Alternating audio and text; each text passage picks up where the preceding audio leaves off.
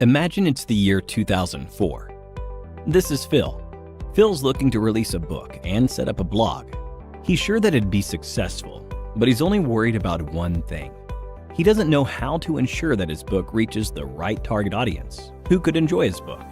During that period of time, however, there were only a few forms of advertisement available, like print ads, billboards, radio, direct mail, direct sales, and the television. All of these options were pretty expensive. Their effectiveness couldn't be accurately determined, and they didn't let him advertise his content to the appropriate audience. Phil's book would never find the audience it deserved. Now, let's have a look at the same scenario in the present day.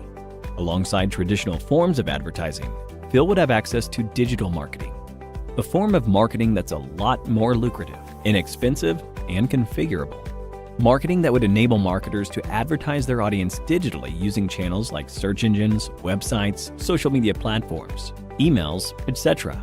Among these types, social media marketing caught Phil's eye. Social media marketing would give Phil the opportunity to take advantage of social media platforms to advertise his content to a highly targeted audience.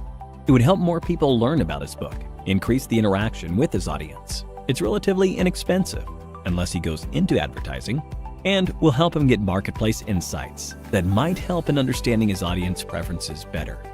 Phil started by taking up a certification to learn about social media marketing. Since he was already familiar with the concept of social media marketing, his next step was to learn about the different types of content he could post on social media. Some of the most common forms of content that Phil could post would be images, text posts, polls, and videos. But over time, Phil began to notice that not a lot of people were being exposed to his content. Phil needed to advertise his content. For that, he would need to use the advertising options provided by the social media platforms like Facebook, Instagram, YouTube, LinkedIn, and Twitter. Most advertising platforms offer users with a number of different options like image ads. These ads involve the use of single or multiple images that are attractive and have the optimal amount of text.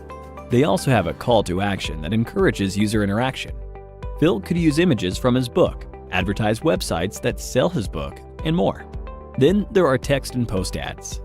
These ads could advertise posts or excerpts from Phil's blog or his book, further garnering interest from an interesting audience. He could also use video ads. Phil could use video ads that feature favorable reviews and customer testimonials to advertise his books. Phil could also use lead ads, through which he could collect information from users who are interested in a weekly newsletter or regular updates from his blog. But that wasn't the only thing Phil could do with social media platforms. He could create a brand for himself and drive audience interest to it.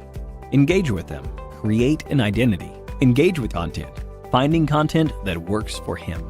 Social media platforms also allowed him the opportunity to target audiences based on demographics like their age, location, gender, and much more. And in time, Phil began to see an increase in the number of viewers coming to his social media page and, by extension, his blog. He also saw an increase in the number of people who bought his book, greatly increasing his audience. Here are some things he learned. 1. To set goals that were quantitative, smart, and follow a constant deadline. 2. To understand his audience by engaging and connecting with them. 3. To set up a social media calendar to plan competitions, polls, surveys, videos, and more. 4. Using tools like BuzzSumo, IFTTT, Buffer, and more for lead generation, creating email lists, setting buyer personas, and more. 5. To perform visual storytelling with the help of images and videos. But how did Phil get so good at social media marketing? Before we find the answer to that question, let's have a look at a quiz. What can you do with social media marketing? A. Create a brand for yourself. B. Engage with an audience. C. Target users based on demographics. D. All of the above. Choose the right answer and have a chance to win an Amazon voucher. Now, back to our question. How did Phil get so good at social media marketing? Phil had taken up Simplilearn's digital marketing course. It was thanks to this course that Phil had the skills and training to get good at social media marketing.